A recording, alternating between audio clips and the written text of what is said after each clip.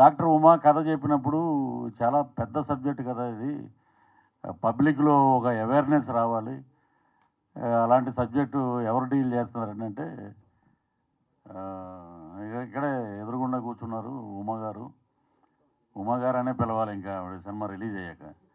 వాళ్ళ అమ్మగారు జ్యోతిరెడ్డి గారు.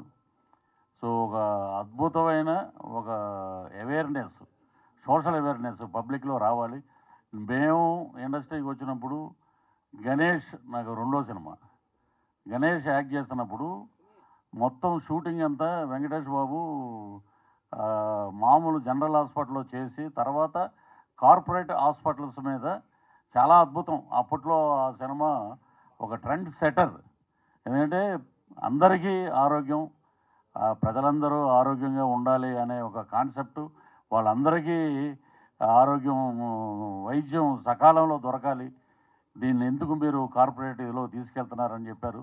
అది సూపర్ హిట్. దాని తర్వాత వచ్చిన ఠాగూర్ సినిమా చిరంజీవి గారు అద్భుతంగా కార్పొరేట్ సర్కిల్లోకి వెళ్ళిపోయింది మొత్తం వైద్యం అని దాని మీద తీసారు. అది బ్లాక్ బస్టర్. ఇప్పుడు మెయిన్ ఎందుకు చెప్తున్నామంటే మనలోనే ఉంది తప్పంతా. మనం మన ఇంట్లోంచి ఒక అబ్బాయిని డాక్టర్గా మనం చదివిస్తున్నాం. వాడు అంతకుముందు ఒక 25 ఇయర్స్ బ్యాక్ ఎలా ఉండేదంటే మేబీ డాక్టర్ అయితే ఆ ఊర్లోనే అతను ప్రాక్టీస్ చేసేవాడు, అక్కడే ఉండేవాడు, ప్రజలకు దగ్గరగా ఉండేవాడు. మేము చాలామందిని చూసాం అలా డాక్టర్స్ని. ఆ డాక్టర్సే చాలామంది దేవుళ్ళ చూస్తారు. అలాగా చాలా ఊర్లలో ఉన్నారు. కానీ ఇప్పుడు ఏమైపోయింది, మా అబ్బాయి యుఎస్లో ఒక పెద్ద డాక్టర్ అవ్వాలి, బాగా సంపాదించాలి, ఎక్కడో రష్యాలో ఉండాలి, ఇక్కడికి రావాలి, ఒక కార్పొరేట్ హాస్పిటల్ పెట్టాలి, దాంట్లో మనం డబ్బులు సంపాదించాలనేది మనలో ఉంది.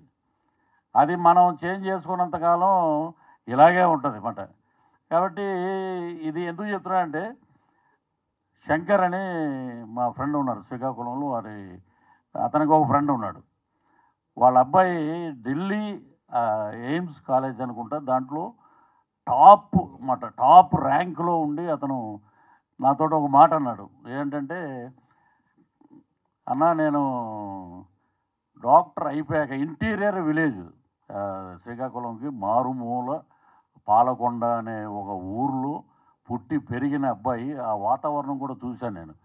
ఒక ఎలా ఉంటుందంటే ఆ విలేజ్లో ఉన్న ఆ ఇళ్ళు కానీ అవి కానీ, అక్కడి నుంచి తను చదువుకుని ఇండియాలోనే టాప్ ర్యాంకులోకి వెళ్ళి అక్కడ ఢిల్లీలోనే ఒక పెద్ద డాక్టర్ గారు అమ్మాయిని మ్యారేజ్ చేసుకుని తను వచ్చి శ్రీకాకుళంలో హాస్పిటల్ కట్టిస్తున్నాడు. రేపు జూన్లోనూ జూలైలోనూ ఓపెన్ అవుతుందన్నమాట. పేద ప్రజలకు దగ్గరగా ఉండాలి, it is not a corporate hospital అని చెప్పి ఇలా వచ్చాడు. అలాగా ఉన్నారు కొంతమంది. ఆ కోవలో మరి హీరోయిన్కి మరి దీని మీద అవేర్నెస్ ఎలా వచ్చిందో తెలియదు. ఒక అద్భుతమైన సబ్జెక్టు. అవేర్నెస్ రావాలి, కార్పొరేట్ సర్కిల్లోకి వెళ్ళకూడదు. మనం కోవిడ్ బిఫోరు, కోవిడ్ తర్వాత చూస్తే ఏదొచ్చినా కూడా కోవిడ్ తప్పితే ఆడికి ఏమన్నా హార్ట్ అటాక్ రాదా, లేకపోతే ఆడికి ఏదైనా ఇంకో జ్వరం రాదా, ఏం లేదు. ఏదొచ్చినా కోవిడ్ అని అన్నారు. అవన్నీ అలాగా మొత్తం ఏదొచ్చినా పంచుకున్నారు డబ్బులు మొత్తం. ప్రభుత్వాలు చూడాలి, భారతదేశం ఎప్పుడు బాగుంటుందంటే ఇవన్నీ కాదండి, ఆరోగ్యంగా ప్రజలు బాగున్నప్పుడే దేశం బ్రహ్మాండంగా ఉంటుంది.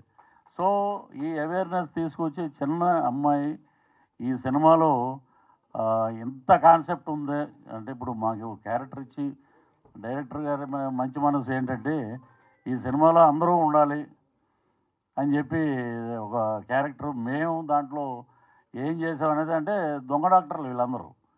సో అలాగ వచ్చి ఇలా చేస్తున్నారే. ఈ అబ్బాయిది ఒక స్టోరీ ఉంటుంది, ట్రాజడీ అన్నమాట స్టోరీ అంతా. భార్యను కూడా కోల్పోతాడు తను.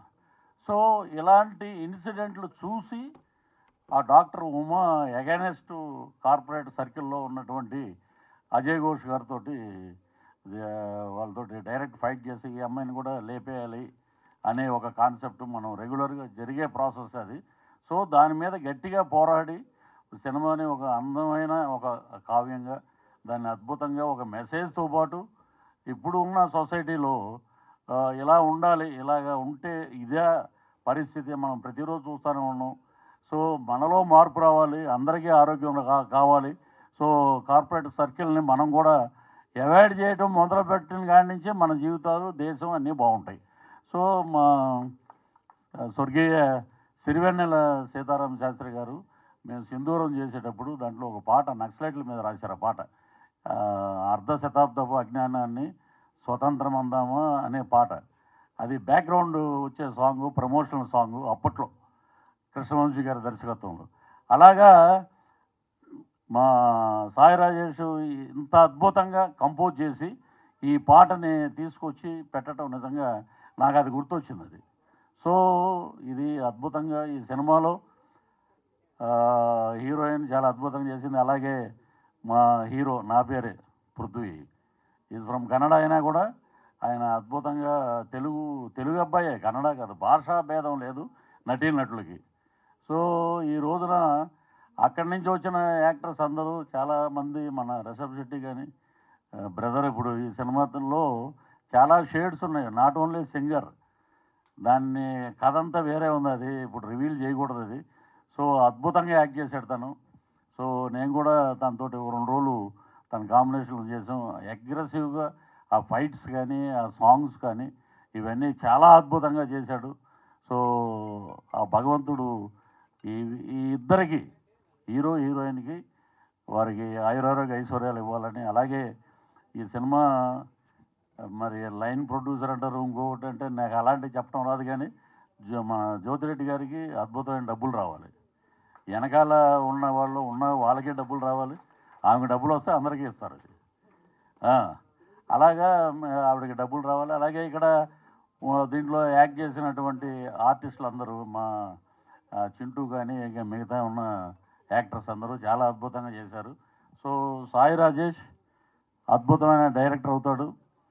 అలాగే ఈ సినిమాలో లోబో కూడా యాక్ట్ చేశాడన్న, నాకు ఎక్కడ ఉందో స్కోప్ నాకు అర్థం అవ్వలేదు. ఎందుకంటే ఇట్ ఈజ్ ఎక్కడో పెట్టుంటారు లోబోని పాపం. చాలా అది, ఎందుకంటే ఇప్పుడు ఏప్రిల్ 18న రిలీజ్ అవుతున్న లేడీ ఓరియంటెడ్ సినిమా. సో మీ పోరాటం ఒక సొసైటీ మీదే పెట్టారు, మీరు ఆరోగ్యం మీద పెట్టారు. సో భగవంతుడు మీకు అన్ని రకాలుగా హెల్ప్ చేస్తాడు. సో దీన్ని ఇంకా పబ్లిక్లోకి తీసుకెళ్లాలంటే మీడియా మిత్రుల ద్వారా ఇది సాధ్యం. అది ఏ సినిమానైనా, ఏ ప్రోగ్రామ్నైనా జనాల్లోకి తీసుకెళ్లేది మీడియా కాబట్టి. సో మేము డాక్టర్స్కి, హాస్పిటల్స్కి వ్యతిరేకం కాదండి. బట్ దీంట్లో ఉన్న కంటెంట్ ఏంటంటే అందరినీ సమాన దృష్టితో చూడండి, కార్పొరేట్ సర్కిల్లోకి వెళ్ళకండి అనేది వారి భావన. సో దానికి కూడా బ్రహ్మాండమైన అప్లాజ్ వస్తుంది. మీరు చేసిన అంటే చాలా వరకు ప్రొడ్యూస్ చేస్తే గ్లామరస్గా 4 ఫైట్లు అవి పెట్టి లేడీ ఓరియంటెడ్ సినిమా చేయొచ్చు. కానీ ఒక మంచి మెసేజ్ తోటి పాటు మీరు సినిమా చేయటం, దాంట్లో మా బ్రదర్ అని కూడా అనలో, మా అబ్బాయి అని అంటాం, పృథ్వీ. అలాగే ఇక్కడ 2 సంవత్సరాల క్రితం షూటింగ్లో కలిశాడు అతను, శ్రీకాంత్ అని, ఇక్కడ ఎక్కడో ఉండాలి. ఇక్కడ వాళ్ళు కూడా 2 సంవత్సరాల తర్వాత ఇప్పుడు ఏంటయ్యా ఎలా ఉన్నామంటే నెంబర్ లేదండి అన్నాడు. మొన్న నెంబర్ లేదు, ఇప్పుడు కాదు. సో అలాగా ఉంటారు ఆర్టిస్టులు కొంతమంది అలాగా. అలాగే బలగం భామ, ఆమె ఇప్పుడు ఆ సినిమా చేస్తున్నారమ్మా. నెక్స్ట్ సినిమాలో అంటే ఒక సినిమాకి వాడుకొని ఇంకో సినిమాకి పెట్టరు, అదే వచ్చింది మన దౌర్భాగ్యం. సో అలాగే లిరిక్స్ రాసినటువంటి ఆయన తమ్ముడు, అలాగే డ్యాన్స్ మాస్టర్ గారికి, రాజు తోట మన కెమెరామెన్ అయితే అద్భుతం, అలాగే మ్యూజిక్ డైరెక్టరు, ఇంకా పేరున అందరూ. నిజంగా జ్యోతిరెడ్డి గారు అయితే బ్యాగ్ పట్టుకుని, వర్షం కూడా పడింది అండి అప్పుడు, 2-3 రోజులు వర్షాలు ఉన్నాయి. ఇప్పుడు ఆ బ్యాగ్ చేతిలో పట్టుకుని అటు ఇటు తిరుగుతూ, పృథ్వీ గారు ఒక నిమిషం అండి ఎవరికో పేమెంట్ ఇవ్వాలండి అని, పాపం ఎంత సహృదయంతో సైలెంట్గా బాగా. అసలు ఏంటంటే బడబాకిలు అంటారు చూసారా, లోపల ఎన్నో అగ్నిపర్వతాలు బద్దలవుతున్నా కూడా అమ్మ వస్తాడు చక్రవర్తి అని, ఇక్కడ ఎక్కడో ఉండాలి మేనేజరు, సార్ వెళ్ళిపోతున్నారు పేమెంట్ అంటే. అందరినీ బాగా చూసి, అందరికీ బాగా భోజనాలు పెట్టి డబ్బులు ఇచ్చి, సినిమాకి ఆవిడ పడిన కష్టం నిజంగా అదే ఆమెకే తెలియాలి అది. సో ఇక్కడ ఉన్నటువంటి వాళ్ళ బ్రదర్కి నిజంగా ఏదో అన్నారు కదా ఇంతకుముందు మీరు ఒక మంచి సామెత చెప్పారు. అలాగే మీరందరూ వెనకాల ఉండి మీ అక్కగారితో ఇంత మంచి సినిమా చేయటం అనేది నిజంగా గొప్ప అవకాశం. దీంట్లో నాకు 2 షేడ్లు ఉంటాయి, అది ఇప్పుడు చెప్పకూడదు. అది అసలు కథ అంతా రివీల్ అయ్యేది అక్కడి నుంచే. మొత్తం నన్ను కొట్టడానికి వస్తాడు హీరో అక్కడ. సో ఈ సినిమా అద్భుతంగా ఆడాలి, హీరోయిన్కి మంచి పేరు రావాలి, అలాగే డైరెక్టర్ గారికి మంచి పేరు, అలాగే మా జ్యోతిరెడ్డి గారికి మంచి డబ్బులు రావాలి. డబ్బులు వస్తే ఆమె అందరూ మిగతా ప్రొడ్యూసర్లు లైన్ పక్కన ఉన్న వాళ్ళు అందరికీ ఇస్తారు, అది మటుకు గ్యారంటీ. సో ఇంత మంచి అద్భుతమైన సినిమాని ఆశీర్వదించండి. చిన్న సినిమా బతికితే అందరూ బతుకుతారు. 100 మందికి భోజనాలు పెట్టారు, 100 కుటుంబాలను ఆదుకున్నారు. కాబట్టి మీరందరూ పాత్రికేయ మిత్రులందరూ ముందుకు తీసుకెళ్ళమని మనస్ఫూర్తిగా కోరుకుంటూ, మా ఇక్కడ మిత్రుడు ఎక్కడో ఉండాలి, సతీష్ అనుకుంటా, సతీష్ అని తను తీసుకెళ్తాడు ముందు. మనం తీసుకెళ్ళకపోయినా మన పక్కన నిలబడితే నాకన్నా హైట్ అయినా, కాబట్టి చక్కగా విజన్ చూపిస్తాడు. సో మీదే బాధ్యత, ఇంకా వాళ్ళు చేసి మీ చేతిలో పెట్టారు సినిమా. సో ఈ అవకాశం ఇక్కడికి రావడానికి, ఈ సినిమాలో నాకు ఒక అవకాశం ఇచ్చినందుకు పేరు పేరున అందరికీ కృతజ్ఞతలు తెలియజేస్తూ సెలవు తీసుకుంటాను. జై Hind. For more videos like this, subscribe Big TV channel.